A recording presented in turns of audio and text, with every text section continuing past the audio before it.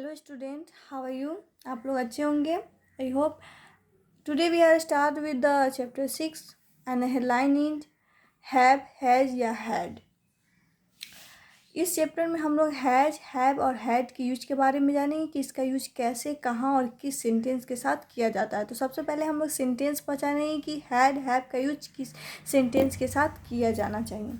तो जिस सेंटेंस में अगर पास वर्ड का यूज हुआ हो, जैसे रखता है, पास है, तो ऐसे सेंटेंस में हम लोग क्या करेंगे, हैव, हैज या हैड का यूज करेंगे। जैसे कि मेरे पास एक कलम है, तो आई हैव ए पेन।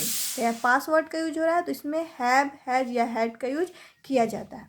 अब हम लोग जानेंगे हैव, हैज का यूज किसके साथ और कैसे किया जाता है। तो सबसे पहले नियम 1 में आएंगे। रूल 1, हैव, हैज का प्रयोग वर्तमान के लिए किया जाता है तथा हैड का प्रयोग भूतकाल के लिए किया जाता है। जिस सेंटेंस में वर्तमान यानी करेंट टाइम का बोध हो रहा हो, तो उस सेंटेंस के साथ हम लोग किसका यूज करेंगे, हैव और हैज का यूज करेंगे। और जिसमें पास्ट टेंस का यूज यानी भूतकाल का बोध होता हो, तो उस सेंटेंस के साथ हम लोग किसका यूज करेंगे, हैड का यूज करेंगे। जैसे मेरे पास एक कलम है, तो मेरे पास अभी कलम है, तो उसके साथ हैज या हैव का यूज करेंगे। और मेरे पास एक कलम थी, पहले थी अब नहीं है, तो उसके साथ किसका यूज करेंगे, हैड का यूज करेंगे। अब हम लोग समझेंगे कि हैव का यूज किसके साथ करना है। तो रूल 2 में आएंगे। आई, यू तथा अन्य प्लूरल सब्जेक्ट्स के साथ हैव का प्रयोग किया जाता है। कर्ता यानी सब्जेक्ट आई दिया हो, सेंटेंस में यू दिया हो या वी दिया हो या दे दिया हो या कोई प्लूरल सब्जेक्ट दिया हो, तो इसको साथ हम लोग किसका यूज करेंगे, हैव का यूज करेंगे। यहाँ हमने बता दिया है, आई के साथ भी हैव, वी के साथ भी हैव, यू के साथ भी हैव, दे के साथ भी हैव, या प्लूरल सब्जेक्ट दिया हो तो उसके साथ भी हैव का यूज करना है। ठीक है। अब आएंगे हैज का यूज किसके साथ करना है। तो ही, सी तथा अन्य सिंगुलर सब्जेक्ट के साथ हैज का प्रयोग किया जाता है। जिस सेंटेंस में आपको सब्जेक्ट यानी कर्ता ही, सी, इट या कोई सिंगुलर सब्जेक्ट दिया हो, तो उसके साथ हमने किसका यूज करेंगे, हैज का यूज करेंगे। जैसे कि हमने यहाँ बता दिया है, ही के साथ भी हैज, सी के साथ भी हैज, इट के साथ भी हैज, या कोई सिंगुलर सब्जेक्ट दिया हो उसके साथ भी हैज का यूज किया जाता है। अब आएंगे पॉइंट 4 में। हैड का प्रयोग सभी सब्जेक्ट के साथ किया जाता है। अब तो हैज, हैव का तो हम लोग समझ गए, लेकिन अगर पास्ट टेंस में सेंटेंस दिया हो, तो चाहे उसमें आई दिया हो, यू दिया हो, सी दिया हो, इट या कोई भी सब्जेक्ट दिया हो, तो उस सभी के साथ हम लोग हैड का यूज करेंगे। किसमें, पास्ट टेंस में, यानी जो पास्ट वाला हो, इसके भूतकाल में जिसका बोध होता है उसके साथ हम लोग हैड का यूज करेंगे। और हैड का यूज सभी सब्जेक्ट के साथ करेंगे, चाहे वो आई दिया हो, ही दिया हो, सी दिया हो, यू दिया हो, दे दिया हो, कोई भी सब्जेक्ट हो। ठीक है, इसमें हैज, हैव का यूज नहीं करेंगे, केवल हैड का यूज करेंगे। अब आएंगे हम लोग सेंटेंस में कि आप सेंटेंस कैसे बनाएंगे। तो सबसे पहले आएंगे अफर्मेटिव सेंटेंस। तो यहाँ दिया हुआ है पॉइंट 5 में, अफर्मेटिव सेंटेंस में सब्जेक्ट के बाद हैव, हैज तथा नाउन आदि का प्रयोग किया जाता है। अगर सेंटेंस आपका अफर्मेटिव हो, तो उसमें हम लोग सब्जेक्ट के बाद हैज, हैव या हैड का यूज करेंगे। अभी हमने पहले से यहाँ लिख के रखा हुआ है, अब मैं आप लोग को समझा रही हूँ। अगर सेंटेंस अफर्मेटिव दिया हो, तो इसका स्ट्रक्चर होगा, सबसे पहले हम लोग लिखेंगे सब्जेक्ट, उसके बाद हैज का यूज करेंगे या हैव का यूज करेंगे या हैड का यूज करेंगे, और लास्ट में हम लोग किसका यूज करेंगे, अदर वर्ड का यूज करेंगे, चाहे वो नाउन हो या एडजेक्टिव या कोई भी हो। अब जैसे कि हम लोग आगे एग्जाम्पल, इसका अफर्मेटिव सेंटेंस का एक एग्जाम्पल देख लीजिए। मेरे पास एक कार है, ये कौन सेंटेंस है, अफर्मेटिव सेंटेंस है। तो मेरे पास, तो इसमें सबसे पहले कर्ता यानी सब्जेक्ट का यूज करेंगे, तो मेरे सब्जेक्ट आई। अब आई के साथ हैव यूज होगा या हैज यूज होगा या हैड, ये हमें देखना है। तो मैंने आपको यहाँ पहले बताया है, आई के साथ किसका यूज करना है, हैव का यूज करना है। तो हम लोग यहाँ, मैंने यहाँ पे क्या लिखा हुआ है, हैव। तो आई हैव एक का और इसके बाद अदर वर्ड यानी कार, तो आई हैव ए कार, ये कौन सेंटेंस हो गया, एफर्मेटिव सेंटेंस हो गया। अब हम लोग आएंगे निगेटिव सेंटेंस में। तो निगेटिव सेंटेंस के लिए भी यहाँ 3 रूल दिया हुआ है। तो सबसे पहला रूल हम लोग जानेंगे। 1, सब्जेक्ट के बाद हैव, हैज, हैड और नॉट या नॉट एनी या नो का प्रयोग किया जाता है। निगेटिव सेंटेंस में सबसे पहले हम लोग सब्जेक्ट का यूज करेंगे, उसके बाद हैज, हैव या हैड का यूज करेंगे। उसके बाद हम लोग नॉट या नॉट एनी या नो, ये हम लोग को सेंटेंस देख कर पता चला है किसका यूज करना है, उसका यूज करेंगे।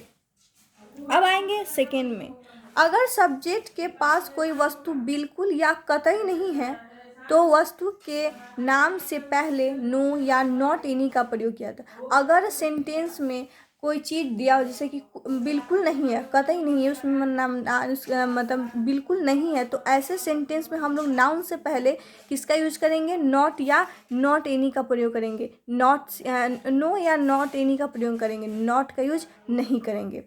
अब आएंगे सेकेंड के ए में, नो के बाद uncountable noun, singular countable noun या प्लूरल काउंटेबल नाउन्स आते हैं। अगर सेंटेंस में नो का यूज हो रहा है तो उसके बाद हम लोग किसका यूज करेंगे, कौन सा नाउन्स आता है, अनकाउंटेबल, सिंगुलर काउंटेबल या प्लूरल काउंटेबल नाउन्स आता है। जैसे कि प्लूरल काउंटेबल हो गया, सिंगुलर हो गया जैसे एक पेन, तो ये पेन तो ये हो गया सिंगुलर। अगर वहाँ जाएगा प्लूरल नाउन्स तो डॉग्स, तो नो डॉग्स, इस तरह से यूज करेंगे। अब आएंगे हम लोग बी में, अगर नो के बाद कोई सिंगुलर काउंटेबल हो तो उससे पहले ए या एन का प्रयोग नहीं किया जाता है। अगर सेंटेंस में आप नो का यूज कर रहे हैं लेकिन उसके बाद अगर कोई सिंगुलर काउंटेबल नाउन दिया हो तो उससे पहले हम लोग ए या एन का यूज नहीं करेंगे। जैसे कि एक पेन, तो ये तो सिंगुलर काउंटेबल नाउन है, तो इससे पहले जो एक दिया हुआ है वो निगेटिव सेंटेंस में अगर नो का यूज हो रहा है तो इसमें एक का यूज नहीं करेंगे, ए नहीं लगाएंगे। अब आएंगे सी में, नॉट एनी के बाद सिंगुलर काउंटेबल का प्रयोग नहीं किया जाता है। अगर सेंटेंस में आप नॉट एनी का यूज कर रहे हैं, अगर सेंटेंस में बिल्कुल या कतई नहीं दिया जा नहीं होता है तो हम लोग नो या नॉट एनी का यूज करते हैं। उसी तरह अगर नॉट एनी का आप यूज कर रहे हैं तो उसके बाद आप सिंगुलर काउंटेबल का प्रयोग नहीं करेंगे, ठीक है। अब आएंगे थर्ड नंबर में, अगर सब्जेक्ट के पास न होने वाली वस्तु की मात्रा या संख्या दी हुई हो तो वस्तु के नाम से पहले नॉट का प्रयोग किया जाता है। अगर सेंटेंस में आप निगेटिव सेंटेंस है और उसमें वस्तु की संख्या या मात्रा दी गई हो, जैसे कि वो नाउन्स काउंटेबल हो, तो हम लोग को किसका यूज करना है, नॉट का यूज करना है, ना कि नो या नॉट एनी। नो या नॉट एनी का यूज हम फिर से रिपीट कर दे रहे हैं, नो या नॉट एनी का यूज हम लोग अगर सेंटेंस में कतई या बिल्कुल नाउन का बोध नहीं हो रहा यानी अनकाउंटेबल हो तो उसके साथ हम लोग नो या नॉट का यूज करें। लेकिन अगर सेंटेंस काउंटेबल हो, नाउन्स की संख्या दी हो या मात्रा दिया हो तो हम लोग नॉट का यूज करेंगे, ठीक है। अब आएंगे 7 पॉइंट में,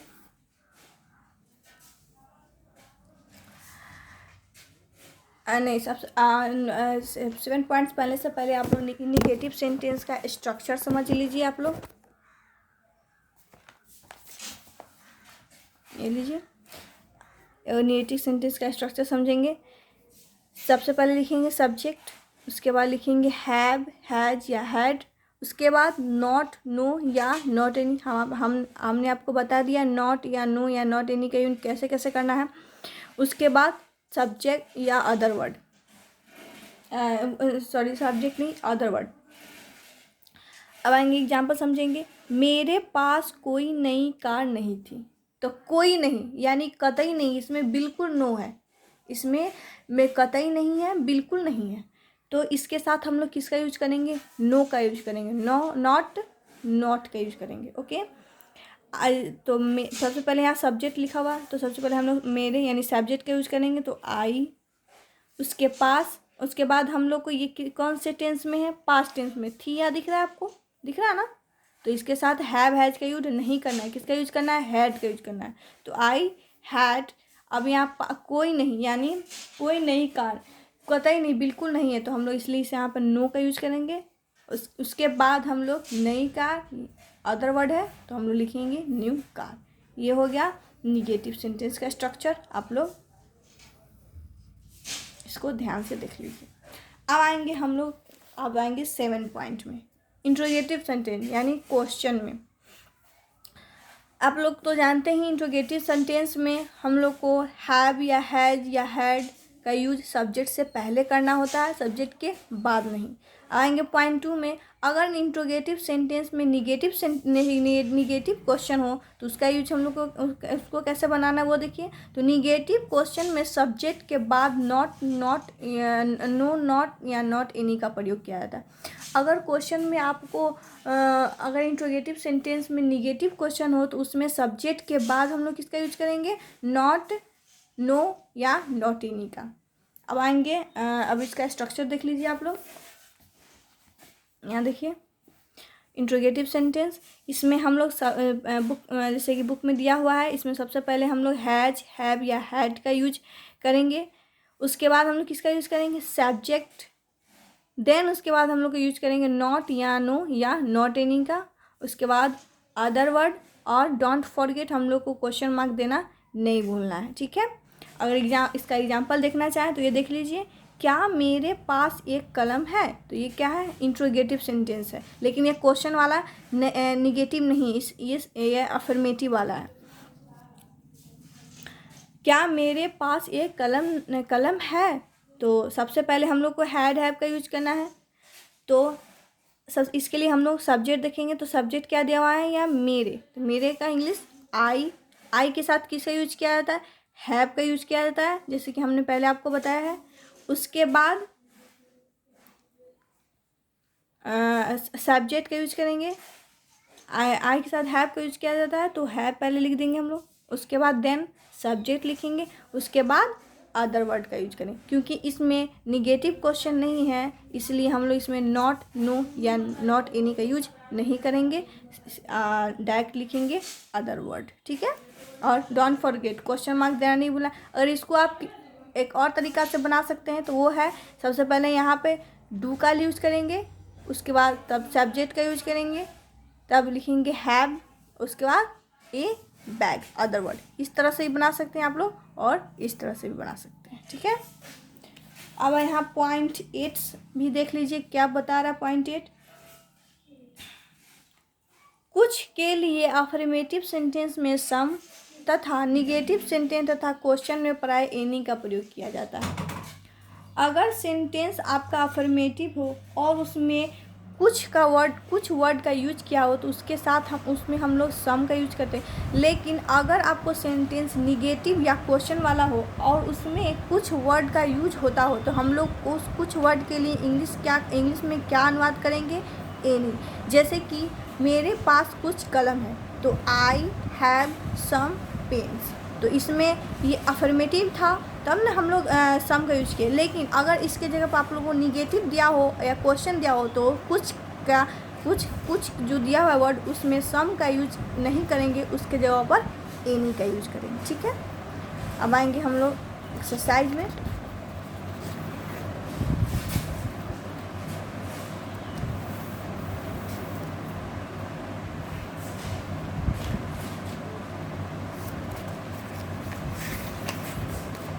हम लोग आएंगे एक्सरसाइज में। सबसे पहले पॉइंट 1 समझेंगे। इस बच्चे के पास कुछ पुस्तकें हैं, तो अब इसमें देखिए हमने आपको बताया तो पॉइंट 8 में कुछ का यूज है, यहाँ पर भी आ गया कुछ। लेकिन अब देखेंगे सेंटेंस कौन सा है, अफर्मेटिव है या निगेटिव या क्वेश्चन है। तो ये देखिए अफर्मेटिव सेंटेंस है, अफर्मेटिव सेंटेंस है, तो इसमें कुछ के लिए हम लोग सम का यूज करेंगे। अगर इसी की जगह पर निगेटिव या क्वेश्चन होता तो कुछ के लिए हम लोग किसका यूज करते, एनी का यूज कर सकते हैं आप लोग। अब हम लोग बनाएंगे सेंटेंस, इस बच्चे के पास पुस्तकें हैं, ये अफर्मेटिव सेंटेंस है, तो बनाएं। तो अफर्मेटिव सेंटेंस में सबसे पहले हम लोग किसका यूज करते हैं, सब्जेक्ट का। तो सब्जेक्ट दिया हुआ है इस बच्चे यानी दिस चाइल्ड। अब ये सब्जेक्ट सिंगुलर है या प्लूरल है, तो सिंगुलर है, तो सिंगुलर के साथ हम लोग किसका यूज करते हैं, हैज का यूज करते हैं, दिस चाइल्ड हैज। उसके बाद कुछ पुस्तकें, अदर वर्ड है, दिस चाइल्ड हैज। अब अदर लिखेंगे, कुछ का लिखेंगे पहले सम, उसके बाद किताबें मीन्स बुक्स। और फुल स्टॉप देना नहीं भूलना है। हो गया। This child has some books, इस बच्चे के पास कुछ पुस्तकें हैं। इस तरह से आप लोग को सब बना लेना है। अब आएंगे होमवर्क में, इसका भी एक सेंटेंस समझ लीजिए। मेरे 2 भाई और 1 बहन है। तो इसमें ये भी अफर्मेटिव सेंटेंस ही है। तो अफर्मेटिव में हम सबसे पहले किसका यूज़ करते हैं? सब्जेक्ट का। तो इसमें सब्जेक्ट क्या है? मेरे। तो आई। अब आई के साथ किसका यूज़ किया जाता है? हैव का यूज़ किया जाता है। तो आई हैव 2 भाई मीन्स 2 ब्रदर, 2 ब्रदर्स, और का एंड 1 बहन मीन्स 1 सिस्टर,